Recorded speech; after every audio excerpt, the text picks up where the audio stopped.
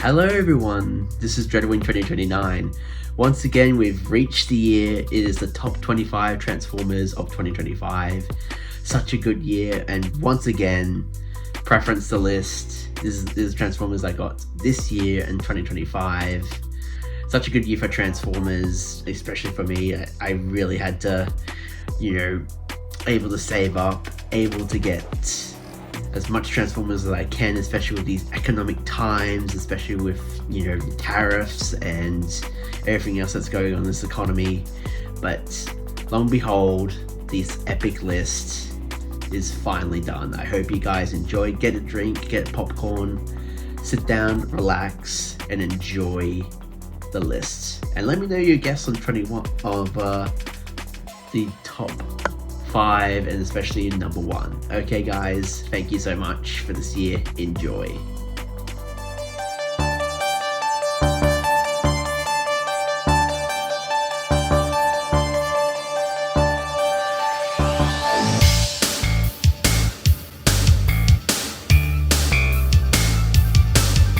At 25, we have Studio Series Rise of the Beast, Bumblebee. It's a pretty decent figure, missing quite a few paint apps, but I definitely think it's a solid enough mold to stop Hasbro from rehashing the Last Night / 07 Studio Series Bumblebee molds they've used several times that I've noticed. Still a decent B, but I cannot wait to get my hands on the recently updated Volkswagen Bumblebee movie, Bumblebee. And it probably might be leagues better than this one, and also having the door wings fold back. It's still a good Bumblebee, don't get me wrong, but is it the greatest? Not really, but still a decent figure, and that's why Studio Series Rise of the Beast Bumblebee is at number 25. At number 24, it is Earthspark Soundwave. Very surprising figure. I had a lot of fun, posing and also transforming him. And a very good design, at least. Well, Soundwave to be a stealth bomber. I don't know what happens in the rest of your Transformers Earthspark. I haven't really kept up with the series, but even though apparently the last season had a very bad finale, but the figure's really good, and I love the design, and even some of the paint apps look really good on him.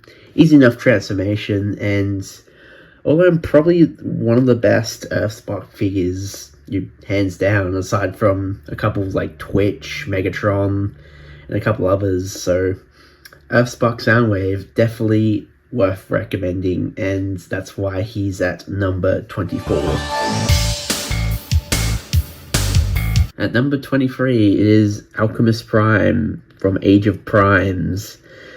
Very decent figure. I do like the mustache on him, and he reminds me so much of Dr. Eggman or Robotnik. Also have callbacks to Macadea or Macadea's Oil House, which is a very interesting character, which is also kind of related to Fuse Reviews, which highly recommend checking out his channel for his reviews. But the figure itself is pretty good. Only problem is that the wheels don't really roll on solid surfaces. That's probably the only drawback I can give, but very cool Prime. Again, worthy to be in the Prime shelf, definitely, and to be among the 13. And that's why Alchemist is at number 23. At number 22, it is a surprise figure I didn't think I would get. It is Studio Series Dark of the Moon Soundwave. Once again, a figure I didn't think I would find or let alone have the opportunity to get, but although the molding is very movie accurate, just missing a couple of paint apps like the blue on the arms and a couple other paint apps. The head looks really good in sculpt, but I feel like he's missing something. Oh, that's right, he's missing Laserbeak. Fortunately, the figure I did not come with Laserbeak, and I really wish he came with arm blasters like he did in the movie where he fought Bumblebee or trying to execute him, but still a very good figure. The Mercedes-Benz mode is also like really good of a sculpt, and that's why Dark of the Moon Soundwave takes the number 22 spot. Number 21, we have Dark of the Moon Q. Finally glad to have Q, or a version of Q, in my collection, or Wheeljack, but I have to say I'll bring it forward. The molding looks really good. You can kind of see like some of the wrenches and stuff that he had in the movie. Unfortunately, once again, I kind of wish it was painted. And also, my one problem was like the door wings at the back. I kind of wish there was a way for that to hold, like for it to fold back.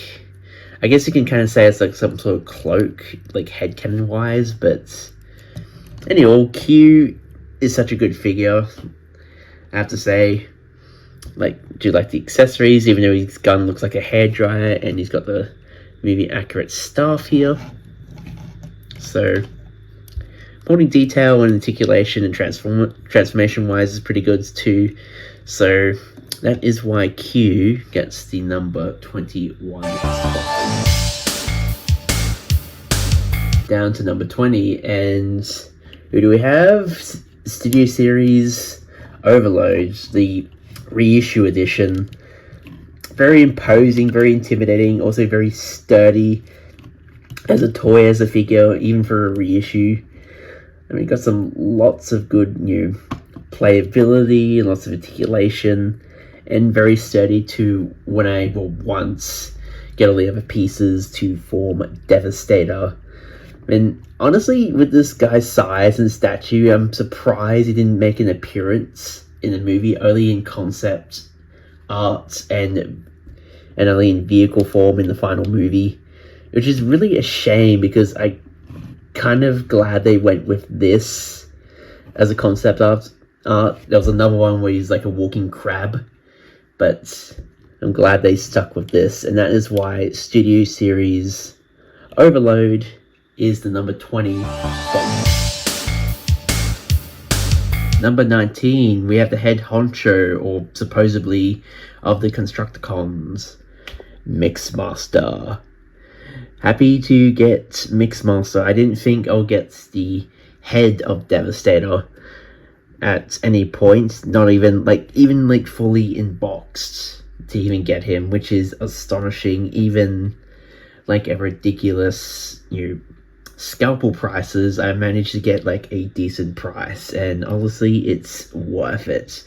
Kind of miss the whole gun at the back that from the original toy. You can kind of fold him up into like a mobile like artillery unit, like on the original Revenge of the Fallen toy. Kind of miss that, but ultimately it's worthy a sacrifice to have a essentially combining Constructicons, and that is why Revenge of the Fallen Mixmaster is number 19.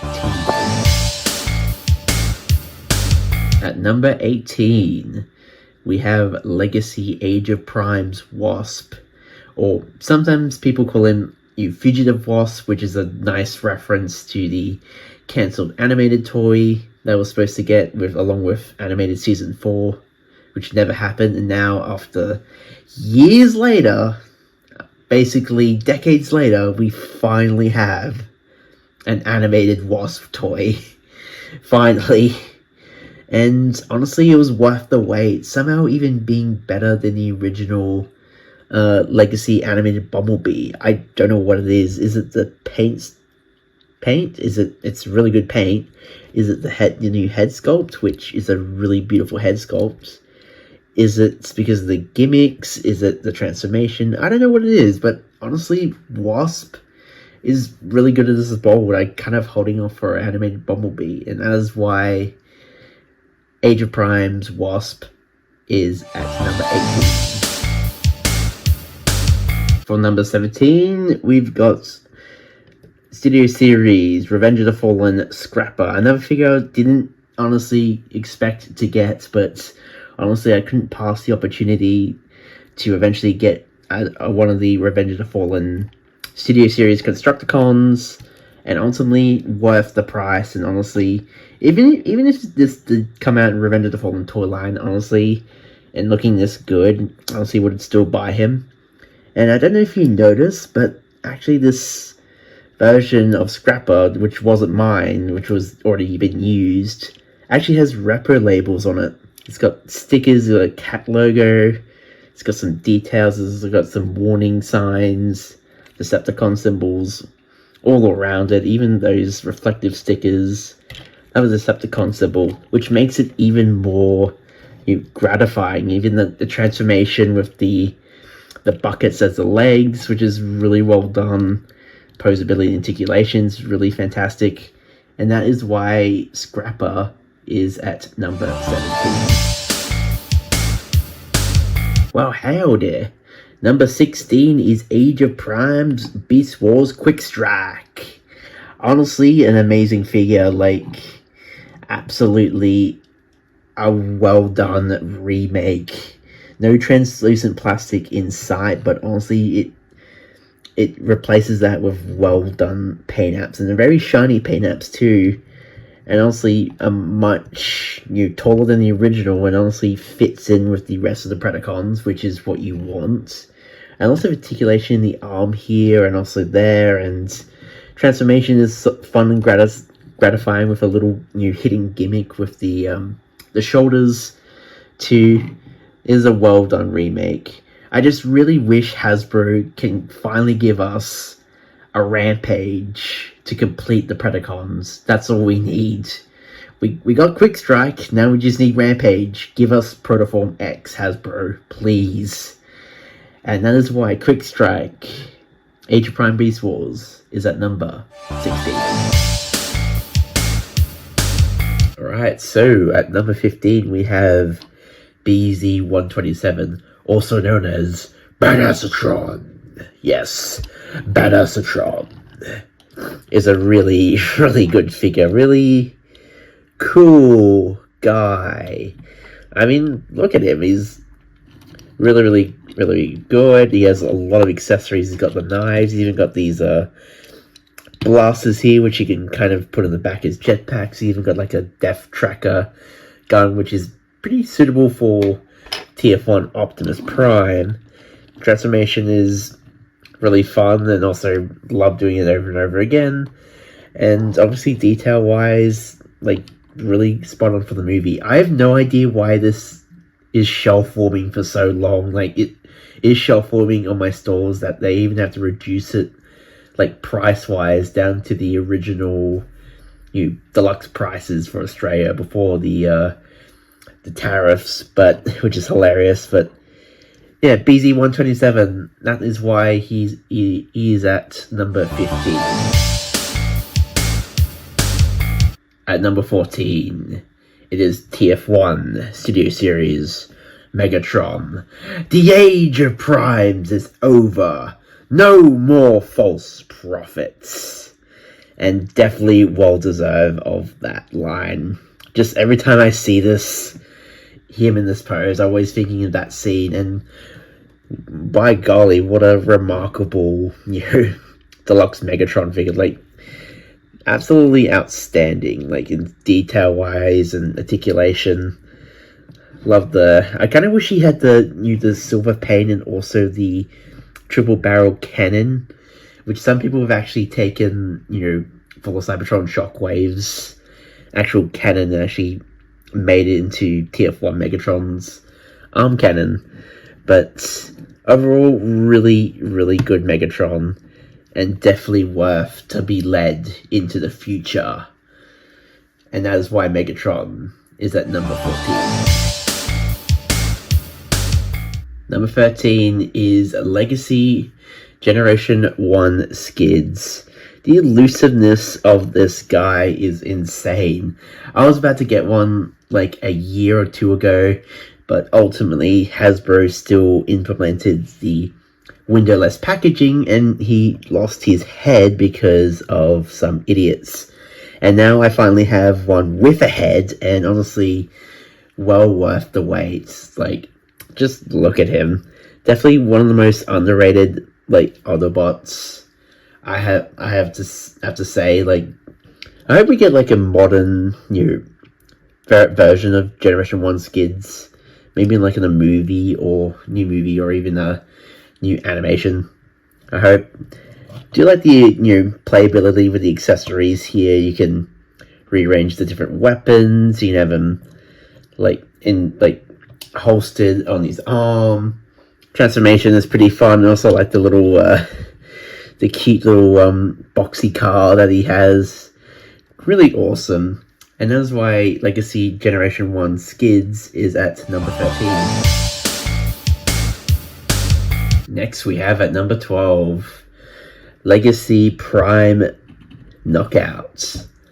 Finally, always wanted a new version of Knockout. I was kind of expecting a new version of Knockout, maybe in RID, but we never actually got it. And then until finally Legacy.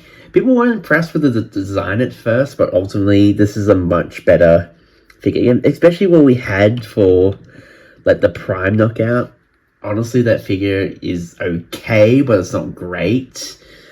But honestly, this one's a lot better, despite the apparently Gen 1ifications of Knockout's design here.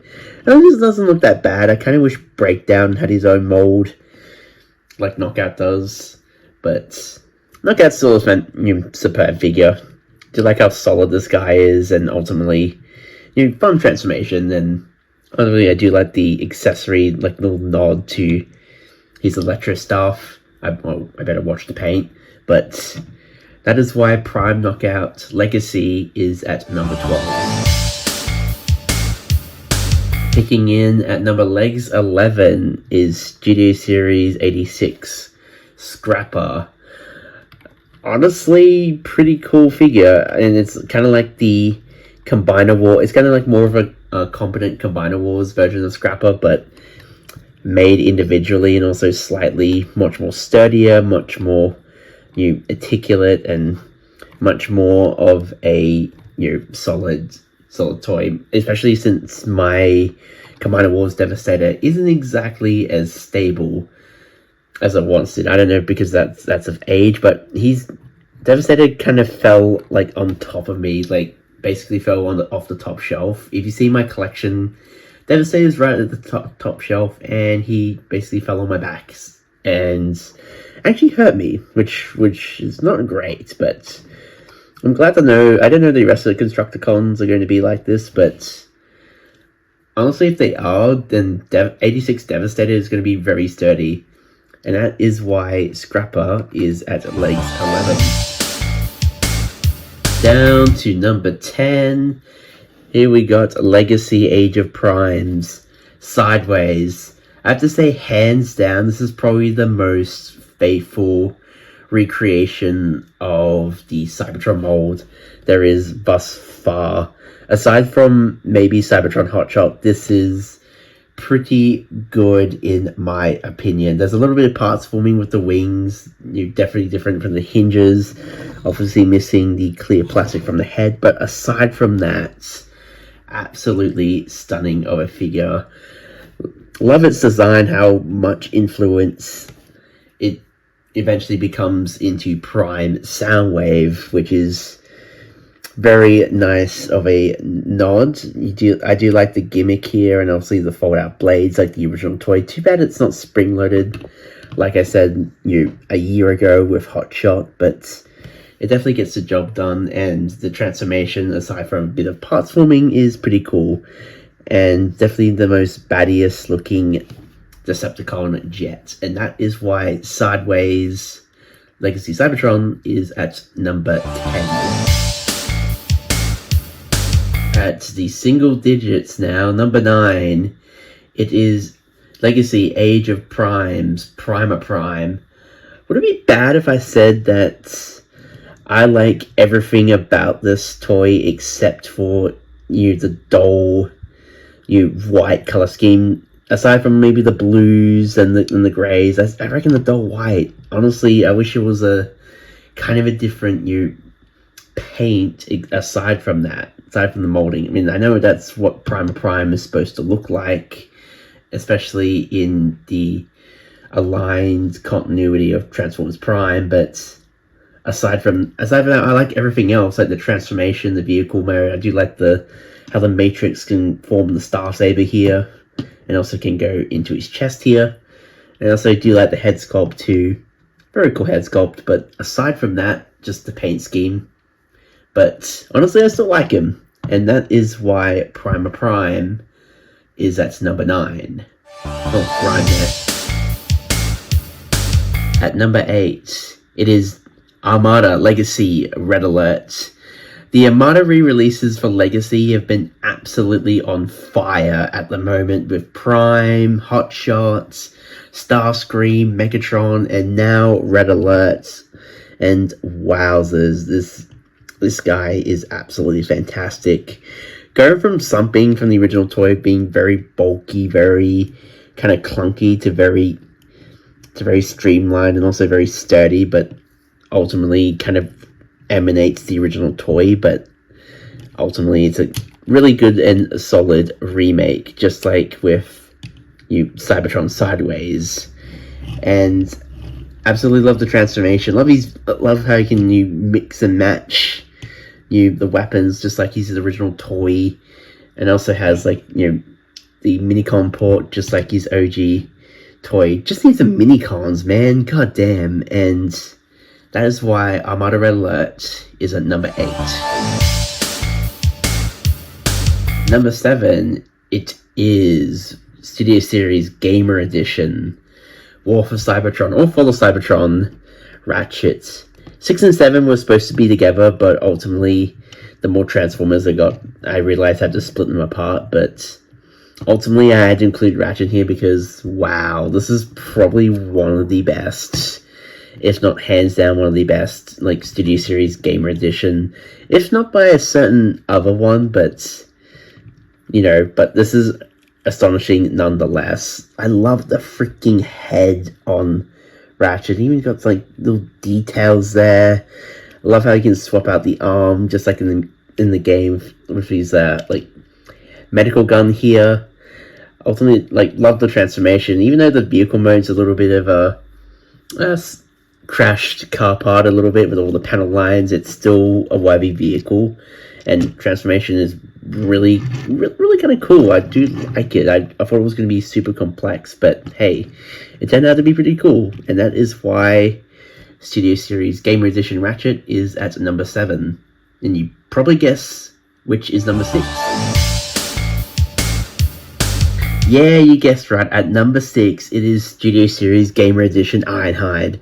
For the absolutely longest time, I always wanted Ironhide and Ratchet of their Fall of Cybertron, War for Cybertron designs as toys, but ultimately Hasbro never gave it to us until as of recent, and oh my goodness, this is well worth it. Even though the head looks quite small, it's still beautiful, and I do like how it's also compatible with all the other Gamer Edition toys. They can swap out the arms, but there's so much playability about this feature is honestly untapped. It's fantastic. Previous mentions of what I said about Ratchet definitely applies to Ironhide, although I feel like Ironhide out of the two is probably the better figure, but this is probably just my copy of Ironhide. I don't know how other people is, but ultimately so worth it. Definitely highly recommend Ironhide and Ratchet Gamer Edition, and that is why Ratchet and Ironhide, and this is why Ironhide is at number 6. Down to the top 5, starting at number 5. It is Age of Prime, Cybertron, Excellion. I freaking knew we're gonna get this guy. I guess I seen that the one guy at Hasbro probably watched my list from last year and thought, okay, let's actually make an Excellion version of the Cybertron Hot Shots. And they listen, and boy golly, this is fantastic. Everything I love about the Cybertron Hot Shots and even the original predecessor mold are welcomely translated very well into this repaint.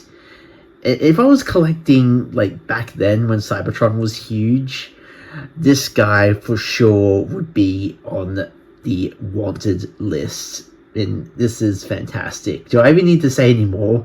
Cybertronic Celion at number 5. Number 4, it is the 4-pack of Legacy. Cliffjumper, Squeeze Play, Tarn, Tarantulas. Ultimately, I was iffing and ahhing about splitting these 4 into separate lists, but ultimately I brought these figures all together as a 4-pack. That's why they all should be all together. Originally, I was going to buy the 4-pack just for these two, but realized I also like Squeeze Play and Tarantulas. They are very interesting repaints and remolds, especially Squeeze Play, like very unique like design and reworking of the Generation 1 toy. Cliffjumper is definitely the highlight of the 4-pack, as well as Tarn, but the other two figures are really good as well, and this is a pretty good solid 4-pack, and that's why this 4-pack is at number 4. Hey, what? We are down to the top 3, and at number 3, we have got Armada Legacy Leader Megatron. Oh my god, what a fantastic version of Armada Megatron. Like, wow, just beautiful. Goes so freaking well with Armada Optimus Prime. Love his transformation. Love he's still got the Minicon grabber, which can separate as well. But also the combination with new Legacy Tidal Wave, which, holy crap, I cannot wait to get Tidal Wave. I was trying to get him this year, but unfortunately that didn't happen. But next year in 2026, I hope to have this combination for my Megatron on the shelf. Absolutely beautiful. There's lots of homages to the original Megatron toy, like this bit here. Of course, the Minicon grabber here, and also the bit on his tag there with you got the Minicon ports. Absolutely beautiful. There's even supposed to be reminiscent of the arm blade gimmick here, but ultimately that's not a part of that. Absolutely gorgeous. That is why Armada Megatron Legacy is at number 3. So, number 2 in the top 3. It was kind of debatable between this guy and ultimately what I decided for the number 1 spot, but this guy was a late entry, but he absolutely blew me away anyway. So here we go. Oh yes, 86 Studio Series Megatron. I have to say, fantastic, absolutely fantastic in engineering, transformation, articulation, the works. I freaking love his transformation into tank form and robot mode. You can't even tell he's a tank by looking at the back legs, and it's so well integrated. There's no new chunky tank sections on his backpack like in the Siege one, which makes him back heavy. Just an all-around perfect figure. Although the legs could have been like the same color as the waist or the arm cannon. Just absolutely fantastic. He even comes like the gun form of himself. Could have used the gun that murdered Optimus Prime, but ultimately just a well-rounded figure. I wonder how he would compare to my Masterpiece MP10. It would probably be slightly smaller, but anywho, 86 Studio Series Megatron, gorgeous, and that is why he's at the number 2 spot. Here we are at number 1, and ultimately this guy, I'll give you a hint, he is the originator of Tyranny. Depending which version, he is the original. He is the one of the many original primes. He is Megatronus Prime, and he is number 1. Oh my goodness, absolutely perfection in terms of weapons, accessories, transformation. Just a little bit of a QC issue with the thighs, but that is something not to be taken into consideration, because this guy is, holy crap, beautiful, absolutely beautiful, and also very much inspired by, I think, the Dreamwave Comics version of The Fallen, and wow, did a great job with that. Tank mode looks very menacing. Obviously, robot mode looks super imposing. and very inspirational to Megatron. And I love the size of him. I wish he was a little bit bigger, but make him more intimidating. But absolutely perfection in size to make him a leader class. Just wow, absolutely fan-freaking-tastic.